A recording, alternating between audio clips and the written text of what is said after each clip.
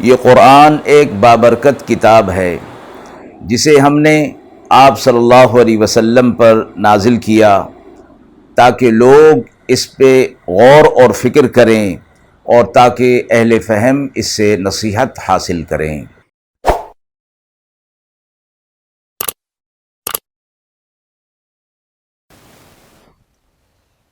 بسم اللہ الرحمن الرحیم۔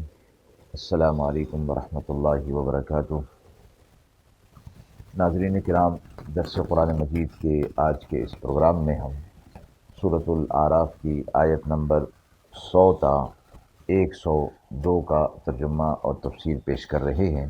اور آخر میں پوچھے گئے سوال کا جواب ہوگا۔ اعوذ باللہ من الشیطان الرجیم، بسم اللہ الرحمن الرحیم۔ اولم يهد للذين يرثون الارض من بعد اهلها ان لو نشاء اصبناهم بذنوبهم ونطبع على قلوبهم فهم لا يسمعون تلك القرى نقص عليك من انبائها وَلَقَدْ جَاءَتْهُمْ رُسُلُهُم بِالْبَيِّنَاتِ فَمَا كَانُوا لِيُؤْمِنُوا بِمَا كَذَّبُوا مِن قَبْلُ كَذَلِكَ يَطْبَعُ اللَّهُ عَلَى قُلُوبِ الْكَافِرِينَ وَمَا وَجَدْنَا لِأَكْثَرِهِم مِّنْ عَهْدٍ وَإِن وَجَدْنَا أَكْثَرَهُمْ لَفَاسِقِينَ۔ آیات مبارکہ کا ترجمہ ملاحظہ فرمائیں۔ کیا نہیں ظاہر ہوا ان لوگوں پر جو وارث ہوئے زمین کے، وہاں کے لوگوں کے ہلاک ہونے کے بعد، اگر ہم چاہیں تو ان کو پکڑ لیں ان کے گناہوں پر، اور ہم نے مہر کر دی ہے ان کے دلوں پر، سو وہ نہیں سنتے۔ یہ بستیاں ہیں کہ سناتے ہیں ہم آپ کو ان کے کچھ حالات، اور بے شک ان کے پاس پہنچ چکے تھے ان کے رسول نشانیاں لے کر، پھر ہرگز نہ ہوا کہ ایمان لے آتے اس پر جس کو یہ جھٹلا چکے تھے۔ یوں اللہ مہر کر دیتا ہے کافروں کے دلوں پر، اور نہ پایا ان کے اکثر لوگوں میں ہم نے عہد کا نباہ کرنا، اور اکثر ان میں سے نافرمان تھے۔ ان آیات میں بھی پچھلی اقوام کے حالات کا تذکرہ کرنے کے بعد یہ فرمایا جا رہا ہے کہ یہ لوگ جو اس وقت موجود ہیں، اپنے سے پہلے لوگوں پر جو عذابات ہوئے تھے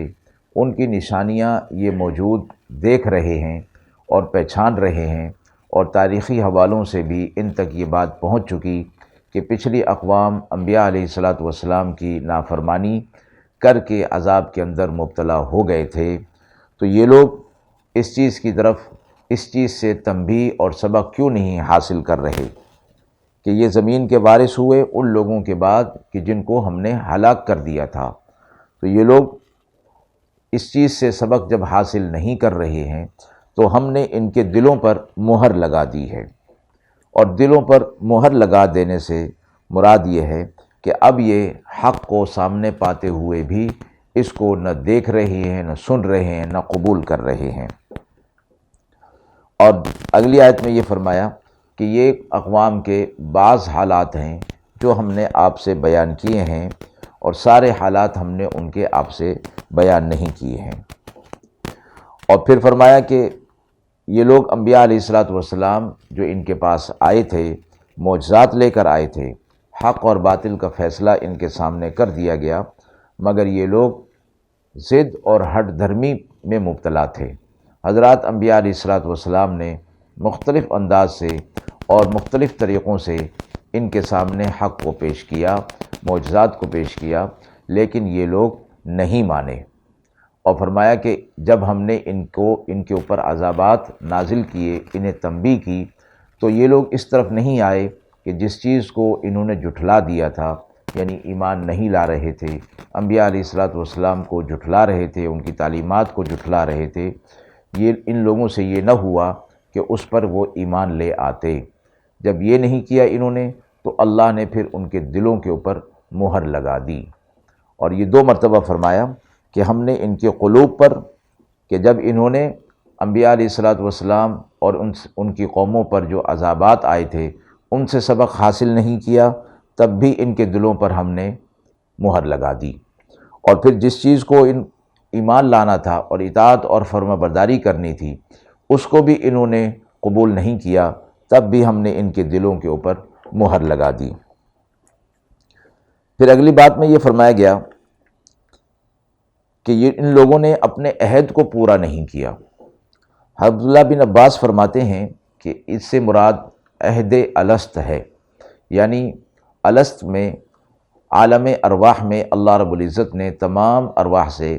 یہ ایمان اور اطاعت کا عہد لیا تھا، اپنے رب ہونے کا عہد لیا تھا،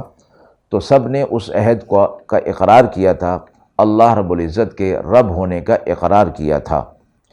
اور دنیا کے اندر فرمایا آ کر بھول گئے تو اللہ رب العزت نے انبیاء علیہ الصلوۃ والسلام کے سلسلے کو جاری فرما کر اسی عہد کی یاد دہانی کی اور اس عہد کو پورا کرنے کا فرمایا۔ یعنی دنیا کے اندر آ جانے کے بعد پھر اس عہد کا مطلب ہوگا ایمان اور اطاعت اور فرما برداری اختیار کرنا۔ تو فرمایا کہ ہم نے ان کے اس عہد کو پورا کرنے والا انہیں نہیں پایا، اور اکثر لوگ ان میں فاسق لوگ تھے۔ اور حضرت عبداللہ بن مسعود نے ایک اور روایت میں یہ فرمایا ہے کہ عہد سے مراد عہد ایمان ہے، جیسے قرآن مجید کے اندر فرمایا گیا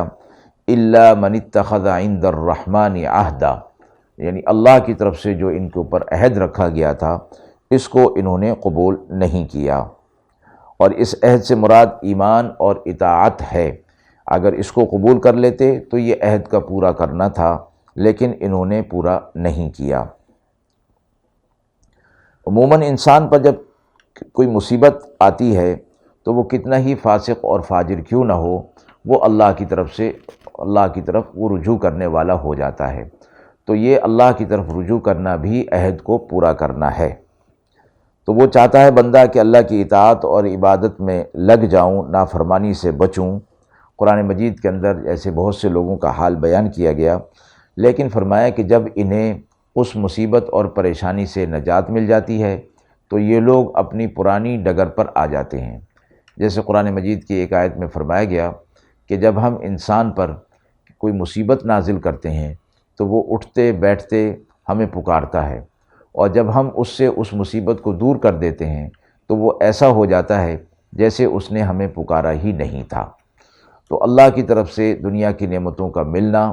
پھر انبیاء علیہ الصلوۃ والسلام کے ذریعے سے ہدایت کا ملنا جو کہ بڑی نعمت ہے، اس کی قدردانی نہ کرنا اور اپنی پرانی روش، انکار والی روش پر جمے رہنا، اس کو فرمایا گیا کہ اپنے عہد کو پورا نہ کرنا ہے، اور عہد کو پورا نہ کرنے والے فاسق ہیں۔ ان لوگوں میں سے اکثر نے ایفائے عہد نہیں کیا، اور یہ لوگ فاسق تھے اور اطاعت اور فرما برداری نہیں کر رہے تھے، اس لیے اللہ رب العزت نے انہیں فاسق فرمایا ہے۔